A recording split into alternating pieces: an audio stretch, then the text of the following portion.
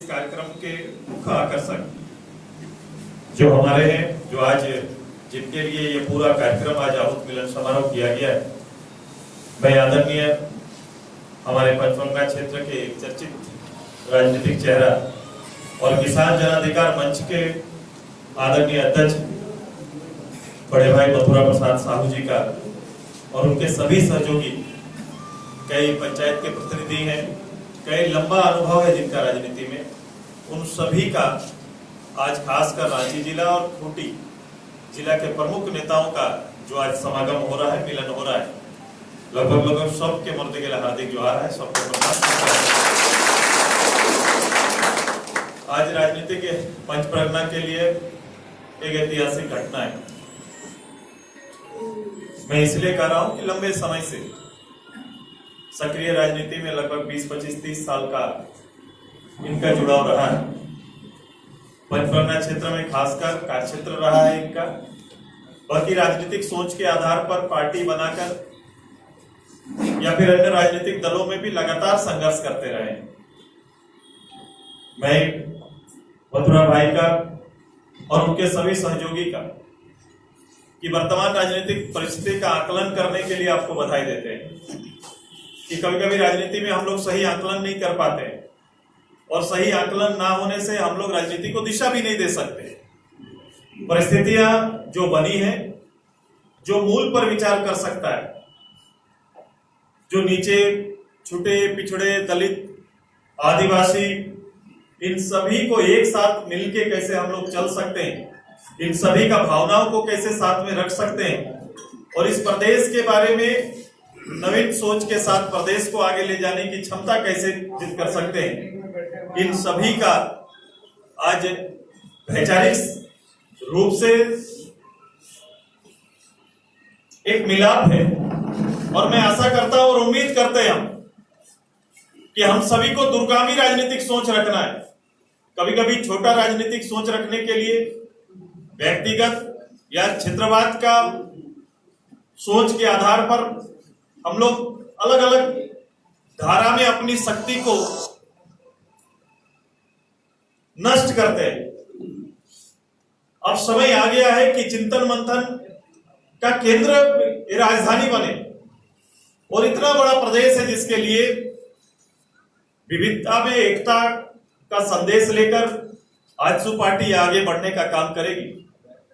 और हमें विदित है इस राज्य में 20 साल के राजनीतिक सक्रियता और उससे पहले के 10-12 साल का संघर्ष हमेशा हमारे जहन में रहता है और हम लोग चिंता करते हैं।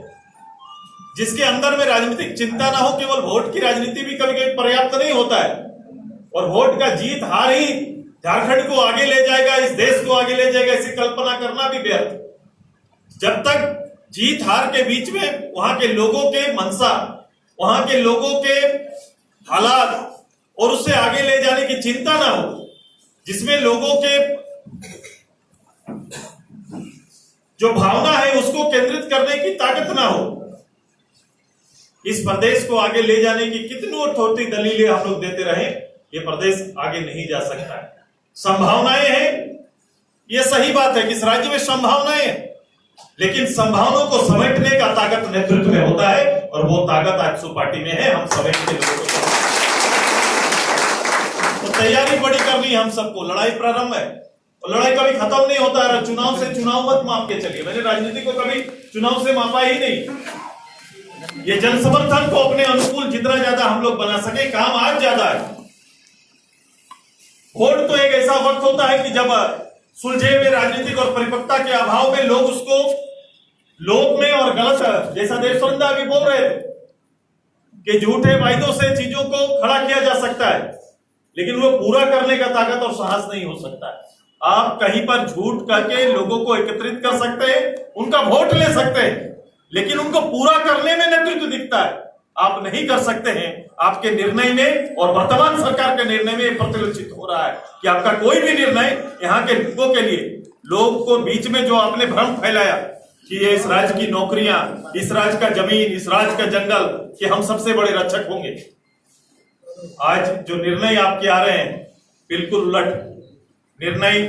हथियार आधारित परिचय देने का था, कि झारखंडियों को उसका परिचय उसके खतियन से मिलेगा, लेकिन आज खतियन आधारित परिचय नहीं। खतियन तो परिचय है, खतियन नहीं बदल सकता है। वो हमारा परिचय बने, लोगों की मंशा थी कि वो परिचय बनेगा तो निश्चित हम रहेंगे, क्योंकि खतियन पीढ़ी का परिचय कराता है कि हमारा दादाजी का तो दर्शन नहीं हुआ था, लेकिन दादाजी फल्ला मुंडा थे, फल्ला महतो थे, फल्ला स्वासी थे। ये परिचय खतियन से ही हम लोग जानते हैं और उसकी विरासत के ऊपर ही हम काम करते हैं। तो ये राज्य भी एक पॉलिटिकल विरासत है और इस विरासत में जब पूर्व काल से हमारे लोग किसी भी अवस्था में अगर वो यहाँ नेतृत्व किए हैं तो उसका वर्तमान भी यही इच्छा रखता है कि उनको नेतृत्व का अवसर मिले। ये पूरा वातावरण के ऊपर हम सभी को काम करना है। नेता फेलियर हो सकता है, सोच फेलियर नहीं हो। सोच वही जिंदा रहेगा। नेता जिसमें नेतृत्व क्षमता नहीं है वो फेलियर होंगे, वो निकल जाएंगे। आइए, झारखंड को सजाने का दायित्व हम सब के ऊपर है। किसी एक व्यक्ति पर ये छोड़ने से वो व्यवस्था ठेकेदारी व्यवस्था हो जाती है। ये जिम्मेदारी हम लोग सब लें। ये जिम्मेदारी एक एक यहाँ का झारखंडी नागरिक का है कि हम लोग इस प्रदेश को आगे बढ़ाने में सबको कैसे लेकर चल सकते हैं, लोगों की भावनाओं को कैसे सम्मान कर सकते हैं। ये सब तैयारी हमको अभी से करना है। कई बुनियादी प्रश्न है जिस पर पार्टी काम कर रही है। लंबे समय से यहाँ के पिछड़ों को अधिकार नहीं मिला है, उसको लेकर आज देखो राज्यव्यापी बहस प्रारंभ हो गया। जातिगत जनगणना की हम लोग बात कर रहे हैं और यदि वास्तव में यहाँ के लोगों को आर्थिक, राजनीतिक, शैक्षणिक अधिकार देना है तो जातिगत जनगणना सबसे बड़ा आधार है। जब तक समूह विशेष पर ये जानकारी नहीं आएगी तो समूह के ऊपर योजना नहीं बनाया जा सकता। इसलिए मेरा आग्रह है, हमेशा हम लोग आग्रह कर रहे हैं और इसकी तैयारी भी है। पहला तो स्मरण पत्र अभी राज्यभर में साइन हो रहा है। अभी राज्य में ओबीसी को लेकर प्रथम कैबिनेट में निर्णय लेने का निश्चय किया था हमारे मुख्यमंत्री जी ने। कहा था राज्य गठन होगा, मेरी सरकार आएगी, पहला कैबिनेट में ओबीसी के लिए हम आरक्षण तय करेंगे। उनको स्मरण कराने की तैयारी चल रही है। राज्य भर में लगभग अलग अलग गांव में 7 दिन तक पार्टी के कार्यकर्ता, समर्थक, समर्थक या ऐसे लोग जो इस राज्य में पिछड़ों लोगों को हक दिलाना चाहते हैं, ऐसे लोग गांव घर में जाकर एक सिग्नेचर अभियान बनाया जा रहा है। लगभग 10 लाख लोगों का सिग्नेचर जब बन जाएगा तो मुझे लगता है कि हम स्वतंत्रता दिवस मनाएंगे। उसके बाद मुख्यमंत्री के दरवाजे में जाएंगे कि प्रदेश के 10 लाख लोगों ने आपको खत लिखा है, पत्र लिखा है और आपका प्रथम कैबिनेट का जो संकल्प था उसको याद दिलाने का काम किया है। ये सरकारी तो इसी तरह से हर जो स्मरण उनका नहीं है, जो भूल रहे हैं, जो स्मरण न रहने की इनकी राजनीतिक आदत है, इस आदत के लिए पब्लिक को जागना पड़ेगा और उसकी तैयारी हम लोग करेंगे। पब्लिक के बीच में रहना है, पब्लिक के लिए संघर्ष करना है और जितने भी बात बोले जो चल रहा है इस प्रदेश में, जो दुकान खोला गया है, ये दुकान बंद होगा। ये गंदा आचरण है और कहीं ना कहीं ये गंदा आचरण यहाँ से बंद होना है। हमारे संसाधन का दोहन आप देखोगे, गाड़ी लेकर आ रहा है, कोई भी चले, गाड़ियां चल रही है, प्रतिनिधि उसमें शामिल है, सरकार के लोग शामिल है। सरकार के जो पिछले बार निर्णय हुआ था कि भाई हमारा फंड नहीं है, गवर्नमेंट रो रही थी कुछ दिन पहले कि फंड नहीं है। फंड कहां से आता है भाई? रिसोर्स क्या है स्टेट का? पैसा तो आता है यहाँ के खान संपदा से, उसके टैक्स से आपको पैसा मिलता है। यदि उनको लुटाने का आपने तय कर लिया, उसको सीधे अपने लिए निजी उसको एक बजट के रूप में अगर आप लेना प्रारंभ करेंगे तो सरकार का तो खजाना खाली रहेगा। और लगभग यही तैयारी चल रही है। पंचायत में ये पैसा जाता तो मैंने कई लोगों को कहा ये पंचायत का हक है, रेवेन्यू कलेक्शन पंचायत में पंचायत को जाए और उसका एक हिस्सा, टोकन हिस्सा ले सकते राज्य सरकार। लेकिन रेवेन्यू अगर पंचायत के लिए होता, वो आपका नुकसान हो रहा है।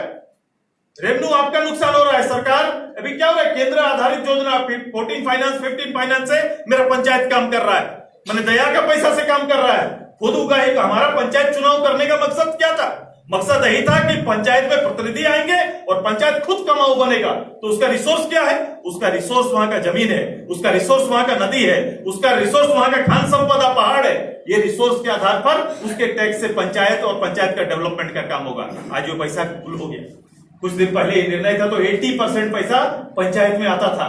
अगर पंचायत में भी उसका हिस्सा जाता तो मेरा पंचायत कम से कम सज जाता। पंचायत की जरूरतें, रोड, पुल, पुलिया, नाली, पानी के लिए लोग को तरसना नहीं पड़ता। ये व्यवस्था को ये लोग निजी व्यवस्था बना के रख दिया है। इसके खिलाफ, सरकारी संसाधन का दोहन के खिलाफ भी हम आपको लड़ना पड़ेगा। ये भी तैयारी हो।